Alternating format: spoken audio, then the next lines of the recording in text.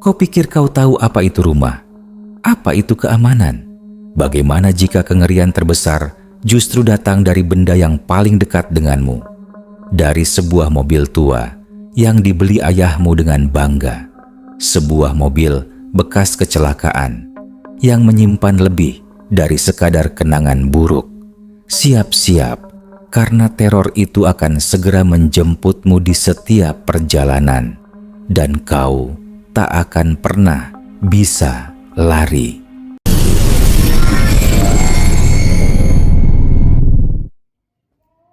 Malam itu, hujan turun deras membasahi jalanan Surabaya. Ayah baru saja membawa pulang sebuah mobil sedan bekas berwarna hitam metalik, sebuah Honda Civic keluaran awal 2000-an. Katanya, harganya miring sekali, tawaran yang terlalu bagus untuk dilewatkan. Aku, Rina, dan adikku, Doni, tak terlalu antusias. Mobil itu terlihat biasa saja, bahkan sedikit usang. Namun, ayah sangat bangga, mengelus kap mesinnya seolah itu adalah harta karun. Ibu, seperti biasa, hanya tersenyum maklum. Besok kita coba jalan-jalan pakai mobil baru ini. Seru ayah riang, matanya berbinar. Kami semua mengangguk, tanpa tahu bahwa di balik senyum bangga ayah, sebuah kisah kelam tersembunyi di dalam bodi metal mobil itu. Kisah yang akan segera merenggut ketenangan kami. Keesokan harinya, kami berencana mengunjungi rumah nenek di Sidoarjo. Ayah menyetir, ibu duduk di sampingnya, sementara aku dan Doni di kursi belakang. Bau apek samar-samar tercium di dalam mobil, meskipun ayah sudah membersihkannya. Aku mencoba mengabaikannya. Mungkin karena mobil bekas, pikirku. Perjalanan dimulai dengan obrolan ringan, sesekali diselingi lelucon ayah. Namun, tak lama setelah kami memasuki tol, suasana mulai berubah. Doni, yang tadinya asik dengan ponselnya, tiba-tiba memekik pelan. "Kak, itu apa?" Tangannya menunjuk ke kaca spion tengah. Aku mendongak, tapi tak melihat apa-apa selain pantulan wajah ayah dan bahuku. "Apa, Don?" tanyaku bingung. Doni menatap spion lagi, matanya membesar. "Di belakang ada anak kecil." Ayah dan ibu saling pandang. "Ah, kamu halusinasi, Don," kata ayah, mencoba menenangkan. Mungkin itu pantulan dari mobil lain. Tapi Doni bersikeras, wajahnya pucat pasi. "Tidak ya, tadi jelas sekali." Aku mulai merasa tidak nyaman. Bulu kuduku merinding. Aku melirik spion tengah, kemudian spion samping. Tak ada yang aneh.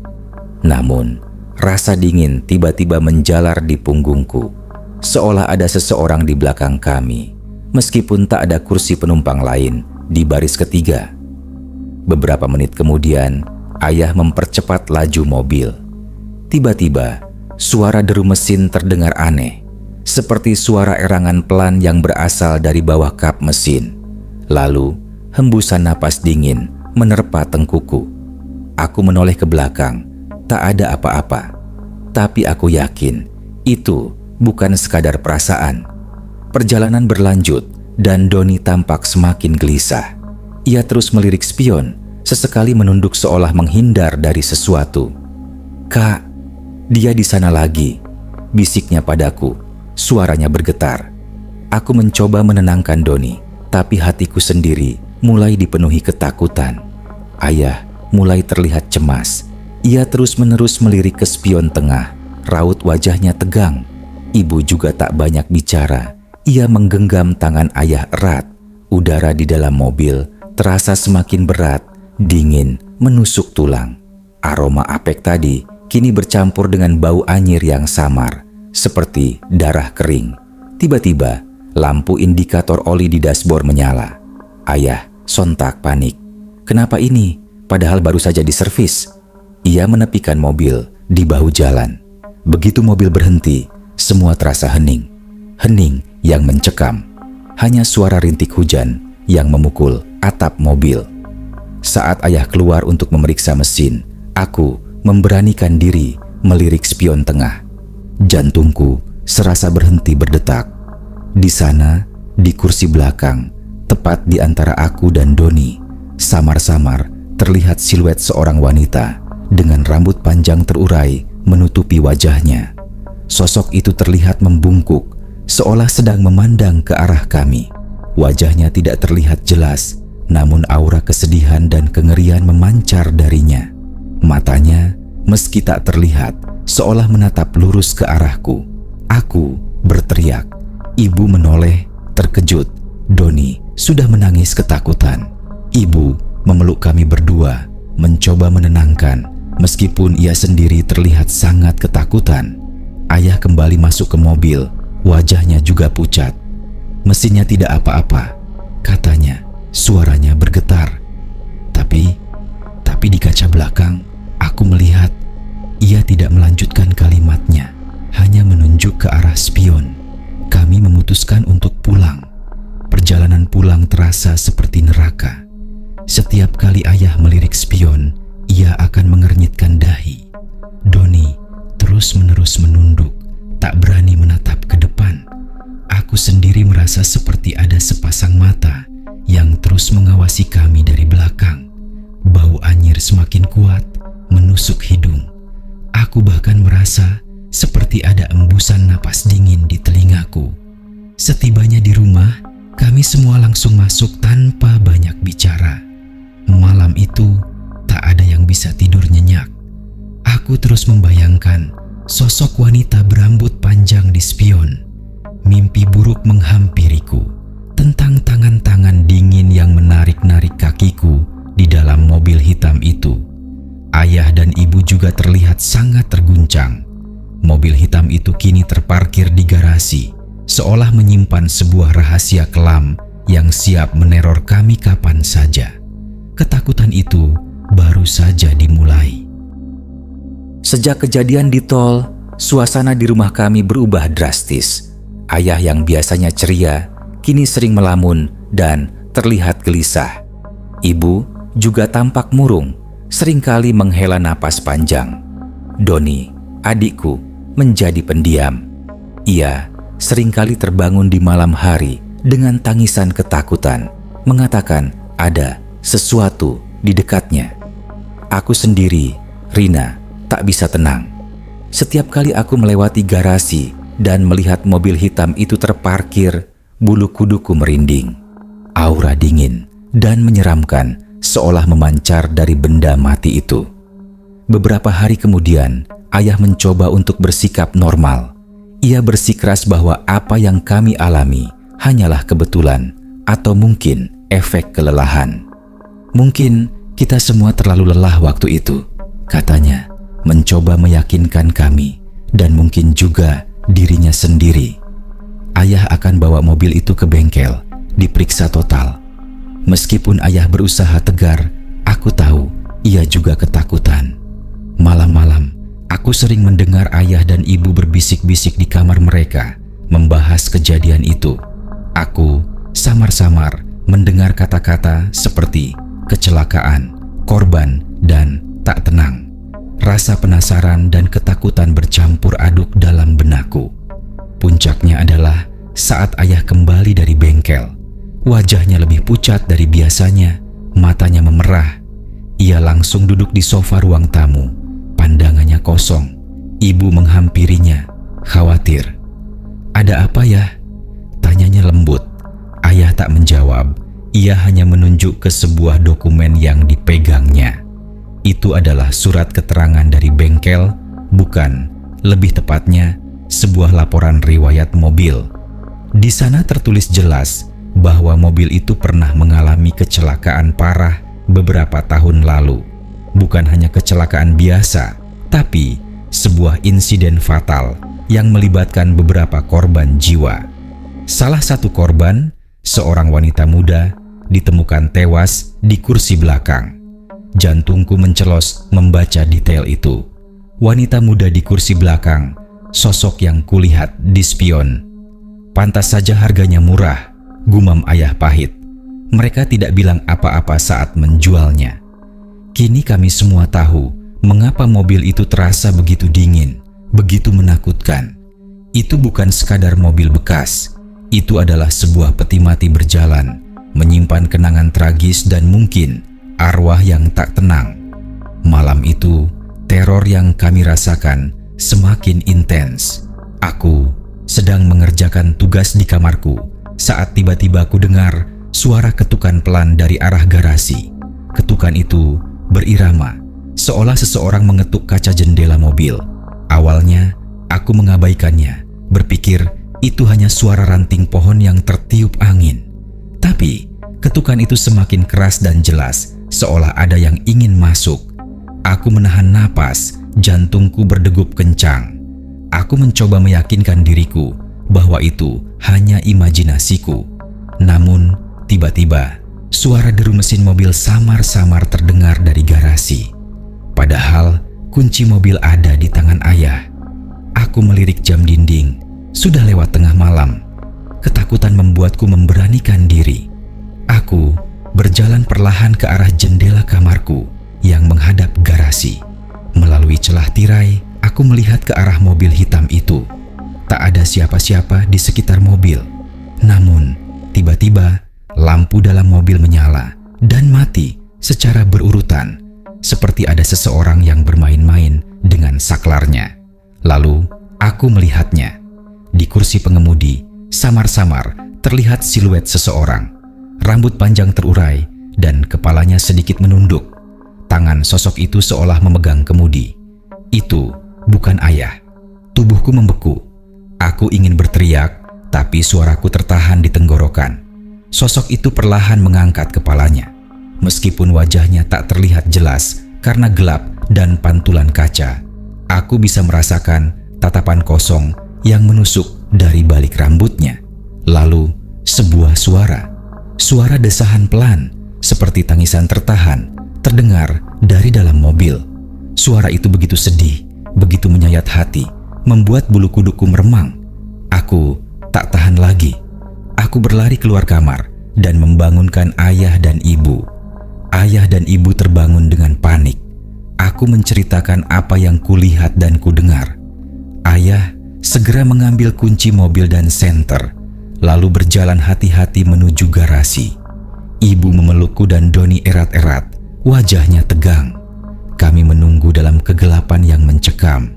Beberapa menit berlalu, terasa seperti berjam-jam. Ayah kembali dengan wajah pucat pasi. Tangannya gemetar saat mematikan senter. "Tidak ada apa-apa di sana," katanya. Suaranya parau. Tapi suhu di dalam mobil sangat dingin dan... Ia berhenti, menelan ludah. Dan ada bau bunga melati yang sangat kuat di dalam. Bau melati, bau yang sering dikaitkan dengan kehadiran makhluk halus. Malam itu, kami semua tidur di kamar ayah dan ibu, meringkuk ketakutan. Kami tahu, kami tidak bisa lagi mengabaikan apa yang terjadi. Mobil itu, dengan kisah kelamnya, telah menjadi bagian dari teror yang nyata dalam hidup kami. Kami terjebak dalam lingkaran ketakutan yang semakin dalam. Setelah malam yang penuh ketakutan itu, kami semua sepakat. Mobil hitam itu tidak bisa lagi hanya diparkir di garasi.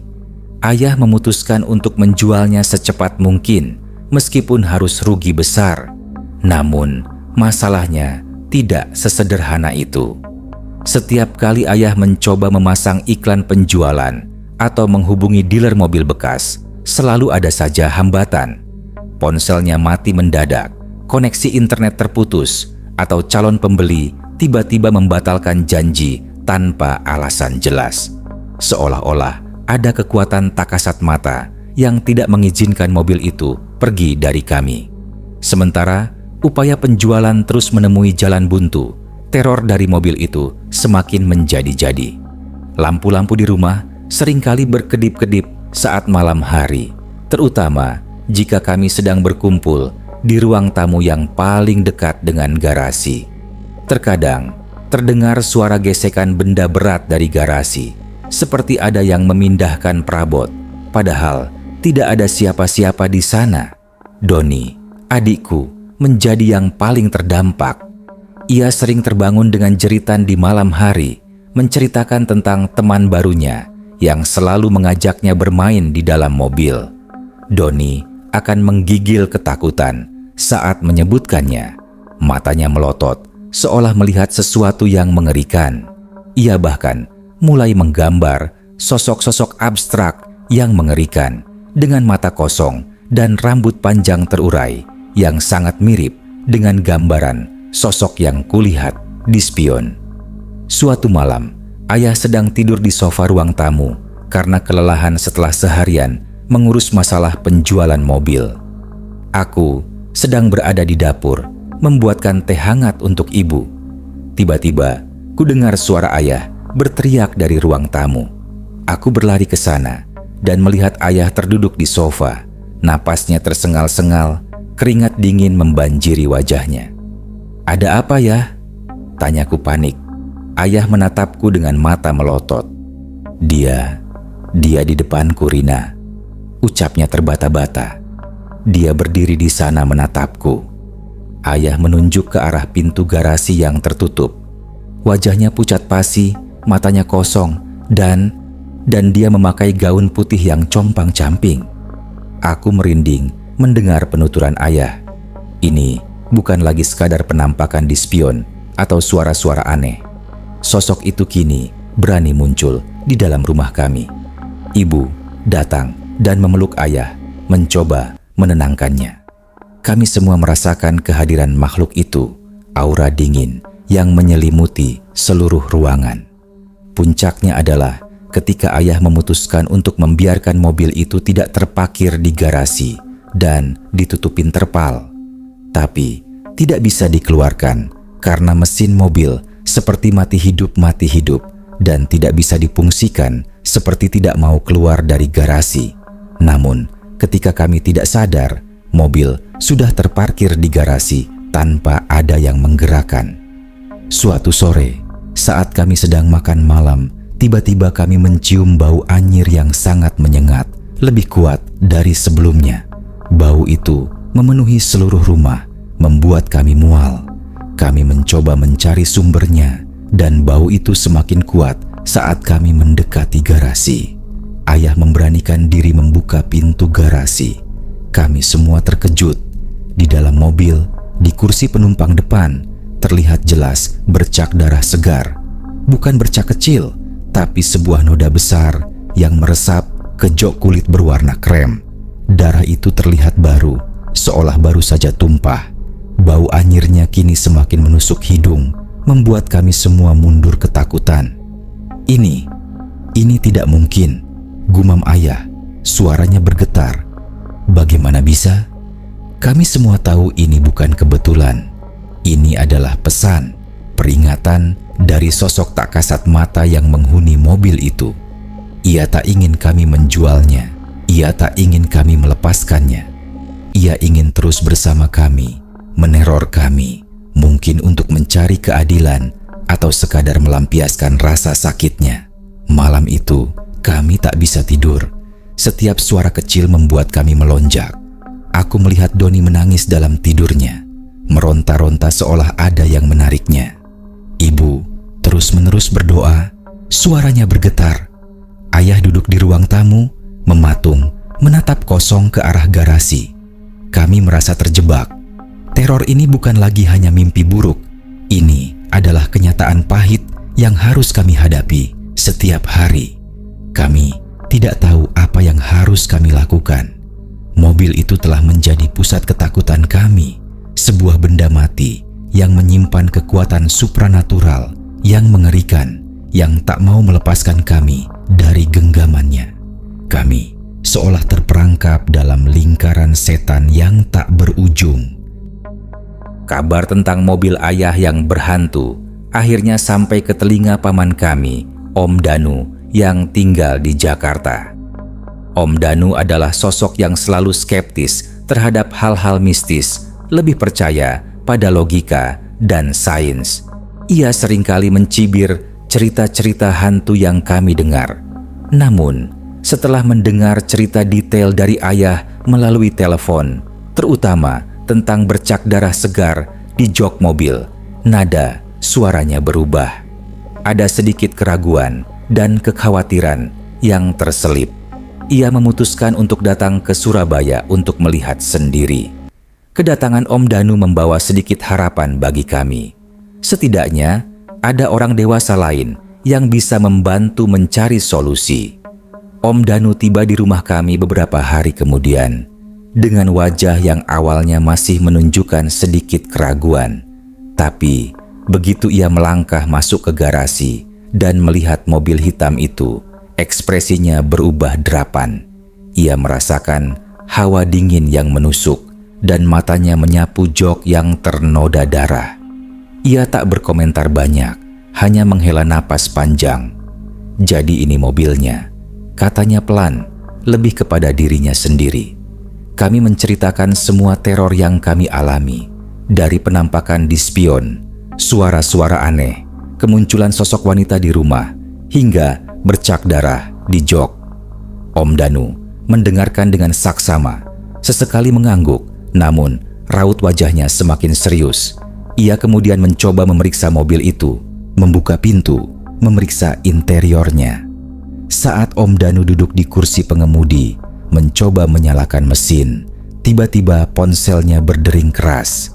Itu panggilan dari kantornya, mendesak ia untuk segera kembali karena ada masalah mendesak yang tak bisa ditunda. Om Danu menghela napas kesal. Ia terpaksa membatalkan niatnya untuk tinggal lebih lama. "Aku harus pulang sekarang," katanya menyesal. "Tapi aku akan pinjam mobil ini dulu. Sekalian aku bawa ke bengkel kenalanku di Jakarta. Siapa tahu mereka bisa mencari tahu sumber masalahnya. Mungkin ada kerusakan tersembunyi." Ayah dan ibu sempat ragu. Mengingat teror yang sudah kami alami, meminjamkan mobil itu kepada orang lain terasa seperti menjebak mereka dalam bahaya yang sama. Tapi Om Danu bersikeras. "Jangan khawatir," katanya, mencoba meyakinkan. "Aku tidak percaya hal-hal begitu. Ini pasti hanya masalah teknis." Dengan berat hati, ayah menyerahkan kunci mobil kepada Om Danu. Kami hanya bisa berdoa, semoga Om Danu baik-baik saja dan tidak mengalami teror seperti kami. Om Danu berangkat keesokan paginya. Beberapa jam kemudian, kami menerima telepon darinya. Suaranya terdengar panik dan ketakutan, jauh berbeda dari Om Danu yang skeptis. "Rina, ayah, ibu, ini gila," serunya, napasnya terengah-engah. Aku baru saja mengalami kejadian yang tidak masuk akal." Ia menceritakan apa yang terjadi. Beberapa kilometer setelah memasuki tol, ia mulai merasakan hawa dingin yang menusuk di dalam mobil, meskipun pendingin udara tidak menyala. Kemudian, ia mencium bau anyir yang kuat, disusul bau melati yang menusuk hidung. Om Danu mencoba mengabaikannya, berpikir itu hanya perasaannya. Tapi kemudian, ia melirik kaca spion tengah. Matanya terbelalak. Di sana, di kursi belakang, tepat di belakangnya, terlihat jelas sosok seorang wanita dengan rambut panjang menutupi wajahnya, mengenakan gaun putih yang compang-camping. Sosok itu terlihat membungkuk ke depan, seolah hendak berbisik di telinga Om Danu. Om Danu sontak menginjak rem, membuat mobil oleng. Jantungnya berdebar kencang. Ia mencoba menenangkan diri, berpikir itu hanya halusinasi. Ia menoleh ke belakang, tak ada siapa-siapa. Tapi begitu ia melihat spion lagi, sosok itu masih ada di sana. Kini terlihat lebih jelas, seolah semakin mendekat. Matanya yang kosong, meski tak terlihat, seolah menatap lurus ke arahnya. Yang paling mengerikan adalah ketika Om Danu melirik spion samping. Di sana, di jendela belakang, terlihat sebuah tangan pucat dengan jari-jari kurus menempel di kaca, seolah mencoba menggaruknya. Tangan itu perlahan bergerak, seolah melambai padanya. Om Danu berteriak ketakutan. Ia langsung tancap gas, melaju secepat mungkin. Aku tidak pernah percaya hal-hal begini, tapi ini nyata. Suara Om Danu bergetar, hampir menangis. Mobil ini berhantu. Aku akan segera putar balik ke Surabaya. Aku tidak tahan lagi." Kami semua di rumah terdiam. Ketakutan yang kami rasakan kini juga dialami oleh Om Danu, orang yang paling skeptis di antara kami. Ini adalah bukti tak terbantahkan bahwa teror itu nyata dan bahwa mobil hitam itu benar-benar menyimpan arwah yang tak tenang. Sosok itu tidak hanya meneror kami, pemiliknya, tetapi juga siapapun yang berani masuk ke dalam mobilnya. Kami merasa bersalah karena telah membiarkan Om Danu mengalaminya. Kami tahu kami harus melakukan sesuatu. Teror ini harus diakhiri. Setelah Om Danu kembali dengan mobil hitam itu, kami semua sepakat bahwa teror ini tidak bisa lagi diabaikan. Kisah Om Danu yang skeptis menjadi bukti nyata bahwa kami tidak gila, bahwa kami benar-benar diganggu oleh sesuatu yang tak kasat mata. Kami tahu menjual mobil itu saja tidak akan menyelesaikan masalah. Arwah itu akan terus mengikuti kami, atau setidaknya akan terus meneror siapapun pemilik mobil itu selanjutnya. Kami harus mencari cara untuk menenangkan arwah itu. Ayah, dengan wajah lelah namun penuh tekad, memutuskan untuk mencari tahu lebih dalam tentang kecelakaan yang pernah menimpa mobil itu. Ia mendatangi kantor polisi tempat laporan kecelakaan itu dibuat. Awalnya, polisi enggan memberikan informasi detail karena ini adalah kasus lama. Namun, setelah ayah menjelaskan situasinya dan menunjukkan foto bercak darah di jok mobil, akhirnya seorang petugas polisi yang sudah cukup senior bersedia membantu. Petugas itu bercerita bahwa kecelakaan itu terjadi sekitar 5 tahun yang lalu di jalan tol Surabaya Sidoarjo.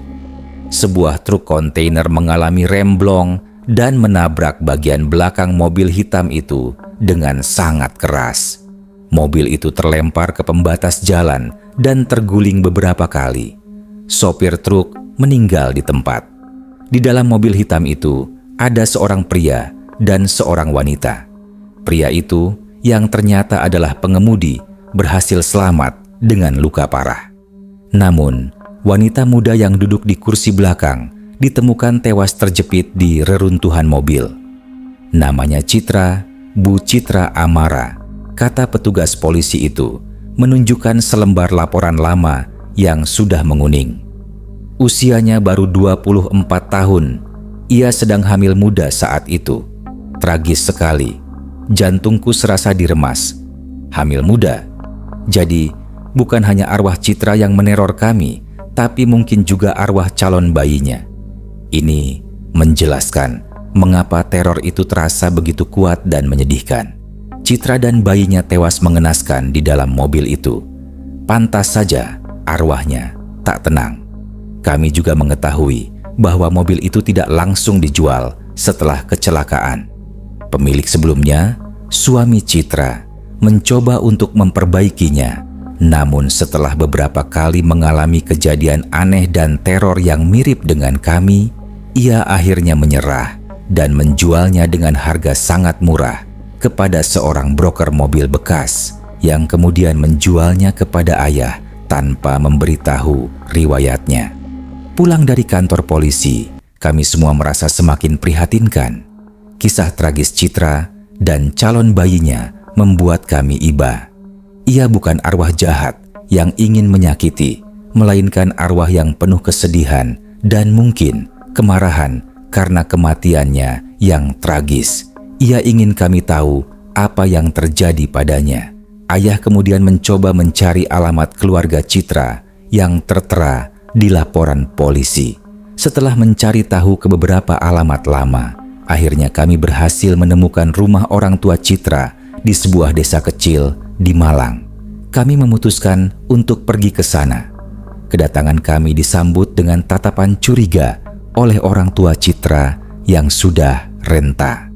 Awalnya mereka enggan berbicara, namun setelah ayah menjelaskan dengan jujur tentang mobil hitam itu dan teror yang kami alami, ekspresi mereka berubah menjadi haru dan sedih. Kami sudah merasakan ada yang tidak beres sejak Citra meninggal, kata ibu Citra. Suaranya parau menahan tangis. Seringkali kami mencium bau melati di rumah dan ada suara tangisan samar dari halaman belakang seperti suara bayi. Orang tua Citra kemudian menceritakan lebih banyak tentang putrinya. Citra adalah seorang wanita yang sangat periang dan penuh kasih. Ia sangat bahagia saat mengetahui dirinya hamil anak pertama. Kecelakaan itu terjadi saat ia dan suaminya hendak pergi berlibur.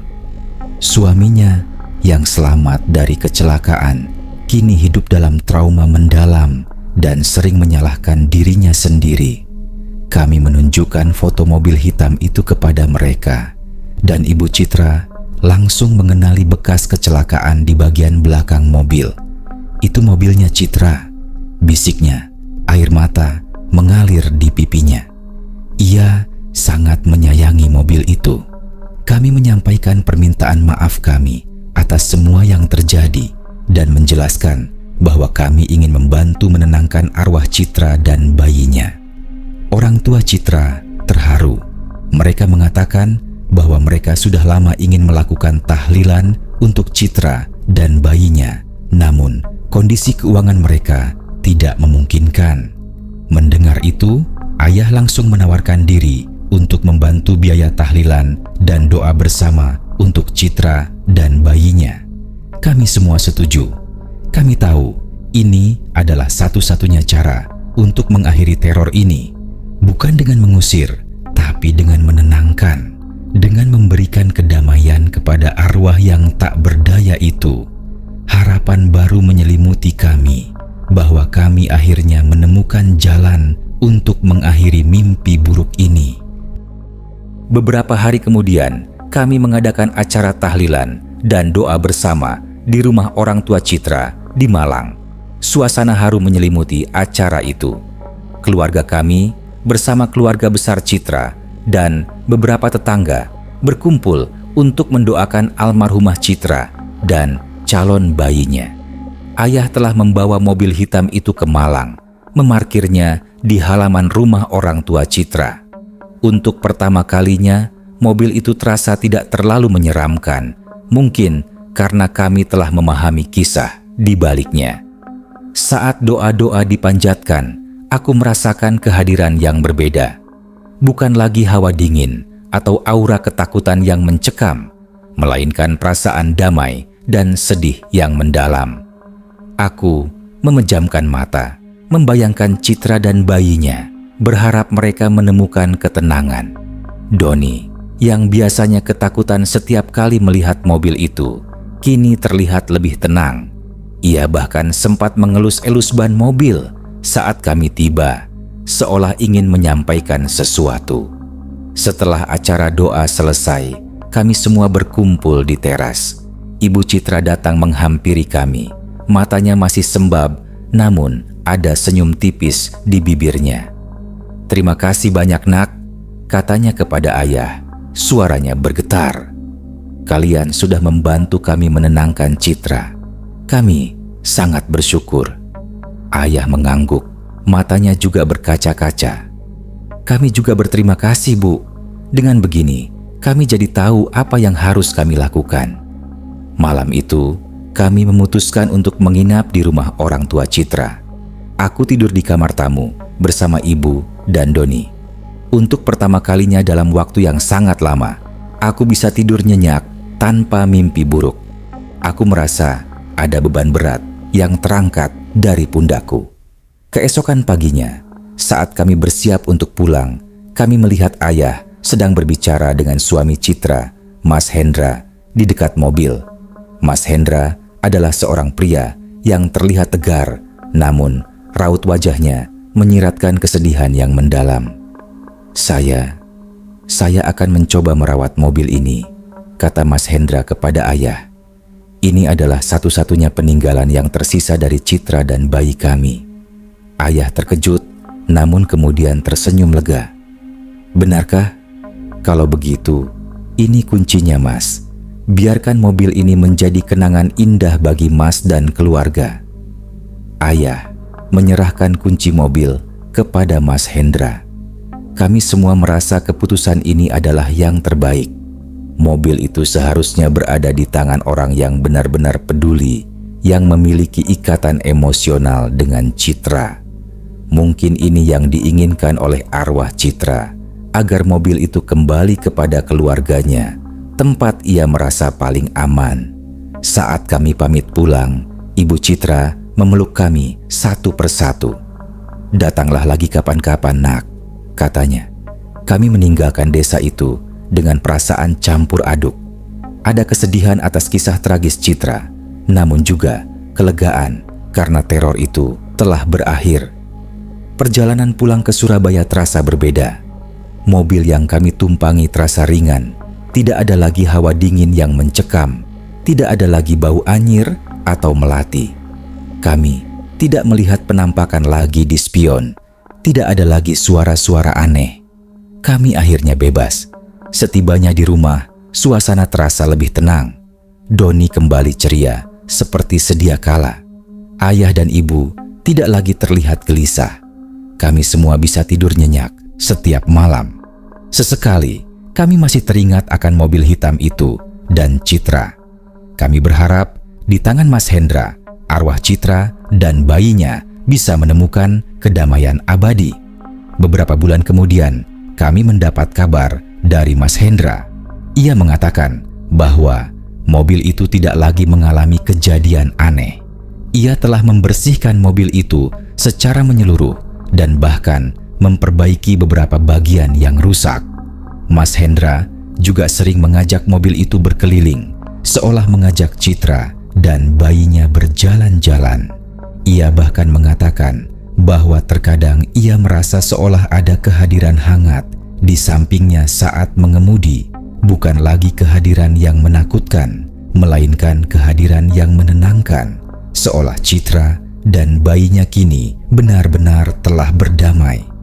Kisah mobil hitam itu mengajarkan kami sebuah pelajaran berharga, bahwa terkadang arwah yang tak tenang bukanlah arwah jahat yang ingin menyakiti, melainkan arwah yang mencari kedamaian, mencari keadilan, atau hanya ingin dikenang. Dengan memahami kisah mereka dan memberikan penghormatan yang layak, kita bisa membantu mereka menemukan jalan menuju ketenangan.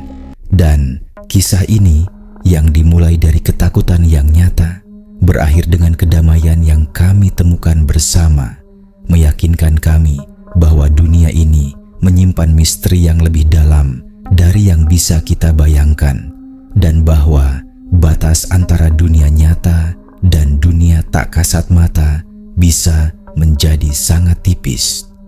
Kau sudah mendengar kisahnya, kisah tentang sebuah mobil hitam yang membawa teror dan kemudian kedamaian. Tapi apakah kau yakin bahwa setiap bayangan di spionmu, setiap suara aneh di malam hari hanyalah imajinasimu? Mungkin saja ada kisah lain yang menunggu untuk diceritakan. Kisah yang bisa saja adalah kisahmu sendiri. Karena di dunia ini, beberapa hal memang tak bisa dijelaskan. Dan terkadang yang paling menakutkan adalah menyadari bahwa itu semua bisa jadi nyata.